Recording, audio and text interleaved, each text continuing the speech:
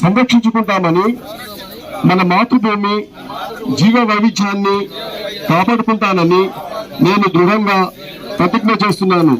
నా రోజువారీ జీవితంలో ప్లాస్టిక్ వాడకాన్ని తగ్గిస్తూ నీరు, విద్యుత్ వంటి సహజ వనరులను పొదుపుగా వాడుకుంటాను. వీలైనన్ని ఎక్కువ మొక్కలు నాటి స్వచ్ఛమైన మరియు పచ్చని పర్యావరణాన్ని భావితరాలకు అందించడానికి నా వంతు కృషి చేస్తాను.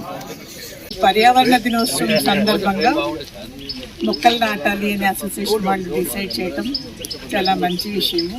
ఎందుకంటే పర్యావరణం అనేది మనం కాపాడుకుంటేనే, మొదటి నుంచి కూడా మనం వింటూనే ఉన్నాం, వృక్షో రక్షిత రక్షిత అని. ఎక్కడైనా కూడా మనం నాటిన చెట్టు వల్ల వచ్చే ప్రయోజనాల్లో ఒక పండ్లు, పూలు వీటి గురించి మాత్రమే కాకుండా వాటి నుంచి వచ్చే మన ఎయిర్ ప్యూరిఫికేషన్ అయితే ఏంటి, గాలి అయితే ఏంటి, ఈ వర్షాల కోసం వచ్చే ఏంటి, ఇవన్నింటి కూడా చెట్ల మీద చాలా ఆధారపడి ఉంటాయి. కానీ రోజు రోజుకి అర్బనైజేషన్ అయిపోయటానికి ఎక్కడ చూసినా కూడా అన్ని చెట్లు కొట్టేయటం, ఎంత పెద్ద చెట్లు ఉండేవి అంటే, నేను 30-40 ఏళ్ల నాడు ఇక్కడికి వచ్చినప్పుడు ఒక్కొక్క సెంటర్లో చెట్టునే చూసి ఐడెంటిఫై చేసేవాళ్ళు. ఫర్ ఎగ్జాంపుల్ ఆయన నాగభూషణం గారి హాస్పిటల్ ముందరైతే ఏంటి, ఇంకా కొన్ని సెంటర్స్లో చెట్లను చూస్తే అట్లా కొట్టేశారు. చెట్టు కొట్టేయటం ఒక పెద్ద విషయం ఏం కాదండి. ఒక బుల్డోజర్ తెచ్చి అది తెచ్చి కట్టర్ తెచ్చి కొట్టేయటం చాలా ఈజీ. కానీ ఒక మొక్కని కొంచెం ఒక 2 ఏళ్ల పాటు శ్రద్ధ తీసుకుంటే ఒక ఏజ్కి వచ్చేదాకా, ఆ తర్వాత అదే పెరుగుతుంది. కానీ మనం వరుసగా దాన్ని ఒక నెల రోజులైనా చూసుకోగలుగుతున్నామా? మొక్కలు నాటడం పెద్ద విశేషమేం కాదు, అందరం నాటేస్తాం ఏ ఫంక్షన్ అయినా కూడా. ఎందుకంటే పర్యావరణ దినోత్సవం అని, గ్రీన్ డే అని ఇవన్నీ పెట్టినప్పుడు గవర్నమెంట్ 100లో 1000లో నాటాం మొక్కలు. కానీ ఎన్ని ఉన్నాయి వాటిలో? అందుకని నాటడం పెద్ద విషయం కాదు, దాన్ని శ్రద్ధ తీసుకుని దాన్ని కాపాడుకుంటూ రావడంలోనే ఉంటుంది. అందుకనే మన పరిధిలో మనకి వీలైన ఒక దగ్గర ఇంట్లో కూడా నేను ఎన్నో మరి చూస్తాను, ఇక్కడికి వచ్చి చాలామంది చెట్లని వంచి కొమ్మలు విరిచేసి పూలు పోస్తూ ఉంటారు. అవి దేవుడికి పెట్టాలి అని అనుకుంటారు, తప్పేమి కాదు. కానీ ఒక పబ్లిక్ ప్లేస్లో నాటిన చెట్లని కొంచెం అందం కోసమో, కొంచెం దీనికోసమో, ఏదో శ్రద్ధగా పెంచిన చెట్లని నాటి పువ్వులు తీసుకెళ్లి దేవుడికి పెట్టడం అంత ముఖ్యమా? అంతే ఇంట్రెస్ట్ ఉంటే ఒక వాడి పడేసిన కుండలో ఒక చెట్టు వేసుకుంటే మీకు దేవుడికి కావాల్సిన 10 పూలు దాని నుంచి వస్తాయి. రోజు నువ్వు చేయాల్సిన ఒక గ్లాసు నీళ్లు పోతున్నాయి. అంటే నేను ఎవరిని కామెంట్ చేయాలని చెప్పట్లేదు, చెప్తున్నాను. ఎంత సింపుల్ పెంచాలి అనుకుంటే, ఏ డబ్బానో, వాడి పడేసిన డబ్బానో, ఏ దీన్నో తీసుకుని పెంచాలి అనుకుంటే అది పెద్ద విశేషం కాదు.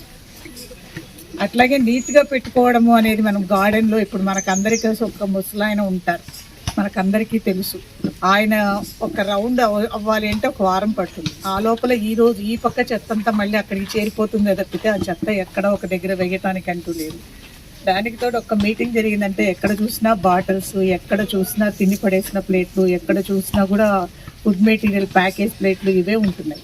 వాటినంటే ఒక పద్ధతిగా చేసుకోవాలి అనుకుంటే ఒక కార్నర్లో ఒక వేస్ట్ బాక్స్ పెట్టి దాంట్లో అందరూ కొంచెం రెగ్యులర్గా తిన్నప్పుడు ఉండే శ్రద్ధ దాన్ని తీసుకెళ్ళి ఎక్కడేస్తున్నాము అనేది కొంచెం ఆలోచించుకొని చేయగలిగితే ఎంత నీట్గా ఉంటుంది. ఎందుకంటే మన పరిసరాలు శుభ్రంగా ఉన్నప్పుడే మనకు కూడా హ్యాపీగా అనిపిస్తుంది. ఇప్పుడు వచ్చేప్పుడు గేటు చూడండి, బయట మనం వచ్చే గేటు 3 రోజుల నాడు కాలువలు తీసినారు, అది తీసి బయట వేసినారు. దాన్ని అందరూ తొక్కుతూ దాన్ని చదరం చేసాం తప్పితే అది తీసుకుపోయారా లేదా పట్టించుకునే వాళ్ళు లేరు. ఎందుకంటే ఎంతైనా వీళ్ళు చెప్తూనే ఉంటారు, కానీ 24 అవర్స్ ఇక్కడే కూర్చొని చేసే జాబ్ కాదు కదండి. కాబట్టి ప్రతి ఒక్కళ్ళు తీసుకోవాలి. అట్లాగే ఒక చిన్న సింపుల్ థింగ్, ఏం అనుకోవద్దండి, నడవడానికి లేనంతగా స్కూటర్లు పెడతారు. ఇంత దూరం నడిచి వస్తారు, 2 నిమిషాలు దూరంగా పోయి దాన్ని పార్క్ చేసి వస్తే ఏమవుతుంది? ఒక 10 నిమిషాలు లేట్ అవుతుంది, లేదంటే ఒక 4 అడుగులు ఎక్కువ నడుస్తాం అంతే.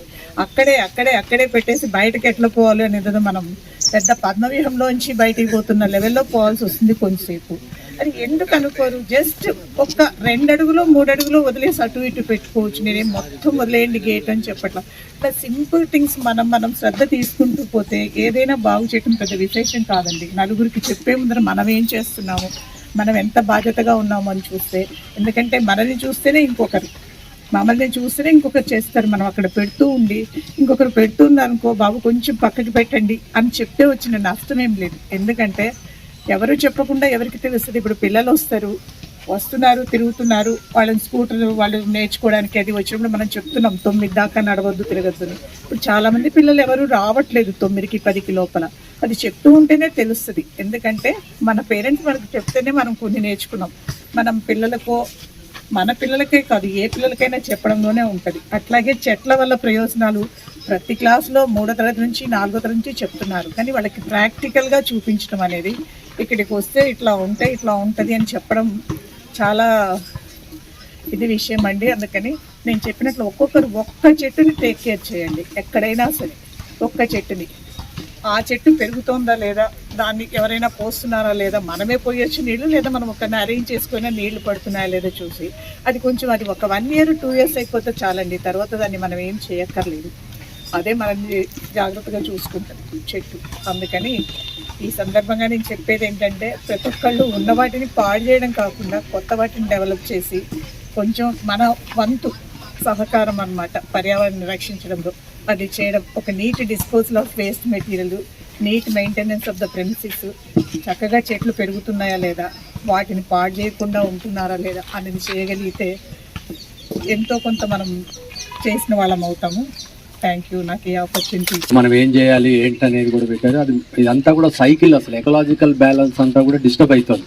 అంటే కార్బన్ డైఆక్సైడ్ మొదలు వెళ్తున్నాము, ఆక్సిజన్ అనేది రెండింటికి సైకిల్ పోవటం వల్ల ఏమవుతుందంటే మనకేంటంటే డిస్టర్బ్ అయిపోతుంది. సిస్టమ్ అంతా కూడా డిస్టర్బ్ అయిపోయి ప్లాంట్స్ లేకపోవటం వల్ల, టెంపరేచర్ ఎక్కువైపోవటం వల్ల, ఓజోన్ లేయర్ ఎక్కువ చిరిగిపోవటం వల్ల కానీ, టెంపరేచర్ ఎక్కువ బాడీ మీద పడటం వల్ల డిహైడ్రేషన్ అవ్వటం కానీ, వైరసెస్ డిసీజెస్ రావటం కానీ, ఇవన్నీ కూడా ఒకదాని మీద ఒకటి వస్తున్నాయి. కాబట్టి ఒక ప్లాంట్ 4గురిని బతికిస్తుంది అంటారు. కాబట్టి అట్లనే మేడం ప్లాస్టిక్ది కూడా చెప్పారు. ప్లాస్టిక్ కూడా పర్యావరణంలో ఇవాళ చాలా ప్రముఖ పాత్ర వహిస్తుంది. ఎందుకంటే అది కరగదు. కాబట్టి దాన్ని ఎట్లా చేయాలి మేడం అన్నట్టు ఒక డస్ట్బిన్ పెట్టుకోవడం కానీ, ఇట్లా ఒక సిస్టమేటిక్ ఇమ్యూనిటీ లెవెల్స్ కూడా తగ్గిపోతున్నాయి. దీనివల్ల సౌండ్ పొల్యూషన్ వల్ల కానీ, ఎయిర్ పొల్యూషన్ వల్ల కానీ డిసీజెస్ ఎక్కువైపోతున్నాయి, వైరసెస్ ఎక్కువైపోతున్నాయి.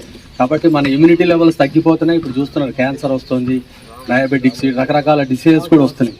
కాబట్టి మేడం అన్నట్టు ఏంటంటే ఒక ప్లాంట్ తీసుకోండి, ఎవరో ఒకళ్ళు పగిలిపోయిన వస్తువులు ఉంటాయి, దాంట్లో ఒక ప్లాంట్ వేసుకుంటే దాని నుంచి అవుతూ ఉంటుంది. కాబట్టి అట్లనే పక్షులు చనిపోతున్నాయి, యానిమల్స్ చనిపోతున్నాయి. కాబట్టి ప్రతి దానికి కూడా సిస్టమ్ అనేది ఎకలాజికల్ ఇంబ్యాలెన్స్ అయిపోతుంది. కాబట్టి డిసీజెస్ పెరుగుతున్నాయి, మనకు ఒక ఆరోగ్యకరమైనటువంటి వాతావరణం పోతుంది. కాబట్టి ప్రొటెక్టబుల్ వాటర్ పోతుంది, ఇవన్నీ పోతున్నాయి. కాబట్టి ఫ్రెష్ ఎయిర్ రావట్లేదు. కాబట్టి అందరూ కూడా ఒకళ్ళు ఒక ప్లాంట్ వేస్తే తర్వాత చూడొచ్చు. మేడం అంటారు ఒక ప్లాంట్ నాగభూషణం గారి దగ్గర ఉన్నదని ప్లాంట్ ఇందాక చెప్పారు. కాబట్టి ఒక ప్లాంట్ వేస్తే 50 సంవత్సరాల తర్వాత కూడా దాన్ని చెప్పుకునేది ఉంటుంది. కాబట్టి నాకు ఈ అవకాశం, మనం ఒక చెట్టు నాటితే అది ఒక 10 మందికి సరిపోయి ఆక్సిజన్ ఇస్తుంది. కాబట్టి మా హయాంలో మన గేట్ ముందు లైబ్రరీకి వేసిన చెట్లు చాలా శాయశక్తులు అవి పెరిగి పెద్ద అయిన దాకా మేము చేస్తామని, కమిటీలో ఉన్నా ఉండకుండా కూడా మేము చేస్తామని చెప్పి నేను చెప్తున్నాను. Thank you. అందరికీ నమస్కారం అండి. నా పేరు రాకం శ్యాంబాబు, పేవ్లో గ్రౌండ్ వాకర్స్ అసోసియేషన్ సెక్రటరీ. ఈరోజు ప్రపంచ పర్యావరణ దినోత్సవాన్ని మరి మా గ్రౌండ్ నందు నడక సాధకుల మధ్య ఎంతో ఘనంగా నిర్వహించుకున్నాము. మనందరికీ తెలుసు, ముఖ్యంగా ఈరోజు జల కాలుష్యం, వాయు కాలుష్యం, శబ్ద కాలుష్యం అనేది చాలా ఎక్కువైపోయాయి. అంతేకాకుండా ముఖ్యంగా అటవీ సంపద తగ్గిన కొద్దీ మరి క్రూర మృగాలన్నీ కూడా మరి మన ఇళ్లలోకి వచ్చేసి మనకి అనేక రకాలటువంటి నష్టం కలిగిస్తుంది. అంతేకాదు ఈ మధ్య మనం చూసాము, కరోనా ఎఫెక్ట్ చూసాము. రాబోయే రోజుల్లో కూడా మరి ఇటువంటి పర్యావరణ అవగాహన లేకపోతే మాత్రం మరి ప్రపంచవ్యాప్తంగా ఎక్కువ మంది ప్రజలు నష్టపోయే అవకాశం ఉంది. ముఖ్యంగా అందులో భారతీయులు ఎక్కువగా నష్టపోయే అవకాశం ఉంది. ఇప్పటికే ప్రపంచ పర్యావరణ దినోత్సవం సందర్భంగా మరి కాలుష్య సందర్భంగా మరి సముద్రం యొక్క నీరు వేడెక్కి ఎల్నినో, లానినో లాంటివి కూడా ఎన్నో మరి వస్తున్నాయి. ఇవన్నీ కూడా మానవుల యొక్క అభివృద్ధికి ఆటంకంగా మనం చెప్పవచ్చు. ఎనీహౌ ప్రతి ఒక్కరు కూడా ఈరోజు ఈ ప్రపంచ పర్యావరణం దృష్టిలో పెట్టుకొని ప్రతి ఒక్కరు కూడా ఒక మొక్క కనుక దాన్ని సంరక్షించినట్టయితే మరి రాబోయేటువంటి తరాలు కూడా చాలా బాగుంటారు. అంతేకాకుండా ప్రపంచవ్యాప్తంగా కూడా మరి ఈ మొక్కలు ఎక్కువగా ఉండడం వల్ల కూడా మరి ప్రకృతి ఉపద్రవాలు కూడా జరిగేటువంటి అవకాశం లేదు. దయచేసి దీన్ని మీరు ఒక ఛాలెంజ్గా తీసుకొని ప్రతి ఒక్కరు కూడా మీ బర్త్డే రోజు కానివ్వండి, ముఖ్యమైన శుభదినాల్లో కానివ్వండి, ప్రతి ఒక్కరు కూడా మొక్క నాటితే చాలా బాగుంటుంది. ఈ విధంగా అందరూ కొనసాగించాలని కోరుతున్నాను. Thank you very much. అలాగే మరి ప్రపంచ పర్యావరణ దినోత్సవం సందర్భంగా ముఖ్యంగా మా పేవ్లో గ్రౌండ్ నందు అనేక రకాలటువంటి పూల మొక్కలు, పండ్ల మొక్కలు, నీళ్ళిచ్చే మొక్కలు మేము ఏర్పాటు చేస్తున్నాము. దాదాపుగా 450 మీటర్ల విస్తీర్ణంలో 500 మొక్కలు పైగా, 500 చెట్లు పైగా ఉన్నాయి. ఎన్నో పశుపక్షాలకు నిలయంగా ఉంది మా గ్రౌండ్. మరి ఈ సందర్భంగా మన ఖమ్మం నగర ప్రముఖ వైద్యులు డాక్టర్ పేర్ల శోభాదేవి గారు, డాక్టర్ ఆదిశంకరరావు గారు ఈరోజు మరి మా యొక్క మొక్కల పెంపకాన్ని చూసి మరి పర్యావరణ పరీక్షణ సందర్భంగా వారు సుమారు 7,000 వెలుగున్నటువంటి టాలీని మాకు బహుమతిగా అందజేశారు. ఈ యొక్క ముఖ్య ఉద్దేశం ఏంటంటే మరి చెట్ల యొక్క ఆకులు కింద రానటువంటి ఆకులు, కొమ్మలు వాటిని మొత్తం కూడా ఏరేసి మేము ఒక పిట్లో, ఒక గొయ్యిలో కనుక వేసినట్టయితే అవి మరి తిరిగి ఆర్గానిక్ ఎరువుగా మారుతుంది. తిరిగి అది గ్రౌండ్ మొక్కలకు మేము ఉపయోగించవచ్చు సదుద్దేశంతో వారు మాకు అందజేయడం జరిగింది. డాక్టర్ శోభాదేవి గారికి అలాగే ఆదిశంకరరావు గారికి ప్రత్యేక హృదయపూర్వక ధన్యవాదాలు మా పేలుం గ్రౌండ్ వాకర్స్ అసోసియేషన్ పక్షాన్ని తెలియజేస్తున్నాం. Thank you very much.